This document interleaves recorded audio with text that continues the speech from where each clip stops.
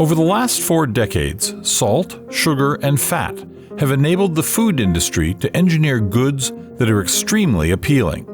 Brilliant marketing strategies manipulated our emotions, convincing us to eat even though we weren't hungry. Given what we've discovered about other drugs and behaviors, we need to study and explore the true danger of food and see if addiction is the right way to think about our problems with nutrition. For a substance to be considered addictive, we don't all have to fall hard for it. There are heroin users who consume it casually, just as some people can eat just a handful of potato chips. Addiction is a spectrum. We don't need the harsh chemicals contained in drugs to become addicted to anything.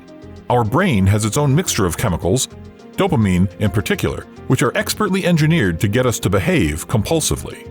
The speed at which drugs reach the brain is one of the hallmarks of addiction, and this gives the word fast food a whole new meaning. Nothing rouses the brain faster than refined food. Memory is profoundly entwined with addiction, and the memories we make with food are typically stronger and longer lasting than those we create with any other substance. Processed food corporations have used salt, sugar, and fat in their rise to dominance, and to maximize profits by utilizing the cheapest manufacturing methods.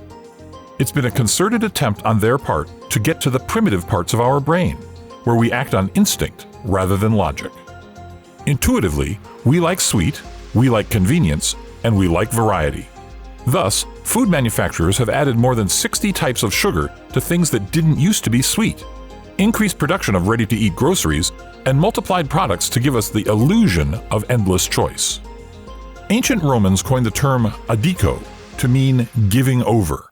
It was also linked to devotion, a usage that quickly morphed into the concept of binding oneself to a person or cause. By the 16th century, addiction was employed as a noun to narrate lust and passion of all sorts. One of the earliest recorded uses of the noun addict was in the context of food and drink. A physician cited exuberant eating as a bigger concern than alcohol in an 1899 volume of the Illinois Medical Journal. Over the last 4 decades, an increasing number of people have gained so much weight that their health and well-being have been jeopardized. Obesity started to rise in the late 1970s, increasing from 15% to 40% of the population. Processed foods can be blamed for overloading us with calories, while also depriving us of the nutrients we need for good health.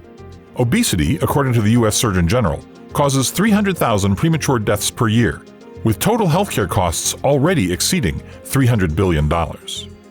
There are undoubtedly a number of factors contributing to the increase in obesity, including a decrease in the amount of exercise we get. But the pattern that seems to have most closely paralleled our weight gain is our shift toward highly processed foods. Meat, unlike alcohol and narcotics, does not require harsh chemicals to make us crave it. We give too much credit to the things we consume when it comes to how we behave. In reality, food, music, and drugs don't change the mind as much as they engage it. It's already in there, waiting to be triggered. In the grip of an addiction, the impulse to do something is stronger than the impulse to not do it. And that impulse is stronger than any other feeling you have. You can't control that impulse, even if you know it's bad for you. Food and food manufacturers' ability to influence our behavior is largely determined by the information we consume, retain, and remember. We eat what we remember, and remember what we eat. Memory's geography is part of what makes it so strong. Memory isn't stored in a single cluster of neurons in the brain or linked to a single emotion. It spreads across the brain, infiltrating every part of our being. We have control over our memory at times, such as when we remember a valuable piece of knowledge on purpose. However, we are often at the hands of external forces. A memory may be triggered by a sight, sound, or scent. Food is so significant in our lives that it looms large in our memories. All we do, wherever we go, everybody we meet, and everything we feel is influenced by the act of eating. As much as we are what we eat, we are what we remember, which is why almost everyone has a food memory that helps describe who they are. Unfortunately, many of our best food memories are of fast food, due to our food culture and upbringing. The taste buds can detect only 5 flavors: sweet, salty, sour, bitter, and umami, a savory sensation. Only 10,000 taste buds are available to complete this task. Contrastingly, researchers have recently discovered that we have 10 million scent receptors in our nose. Although our taste buds can recognize 5 basic tastes, Our smell receptors can detect between 340 and 380 basic smells, with thousands of possible combinations. Not only that, but we evolved two distinct methods for detecting odors in our food, with the mouth now playing a significant role.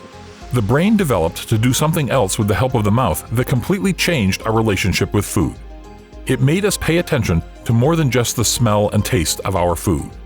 The brain is responsible for the wonderful sensation known as flavor.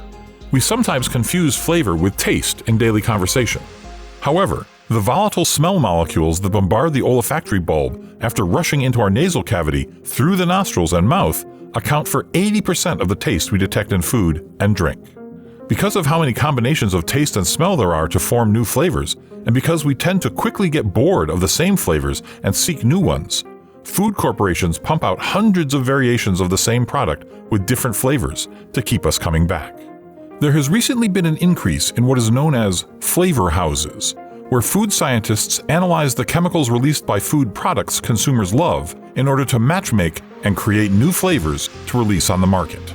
Something like the newly popular pumpkin spice can contain up to 80 different ingredients to give it its specific flavors, and food manufacturers aren't required by law to list any of them. Includes natural and artificial flavors suffices. As a result, we have no way of knowing which chemicals are used in the food we consume, even though our brain does. The volatiles in these compounds hit the olfactory bulb with the sole purpose of inducing appetite.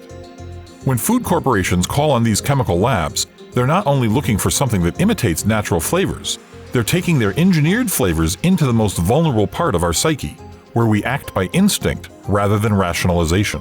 While the largest packaged food corporations continue to lobby policymakers, meddle in campaigns, and hide their political funding through intermediaries, the $1.5 trillion processed food industry has risen to dominance and maintained it largely through its constant pursuit and exploitation of our instinctual desires.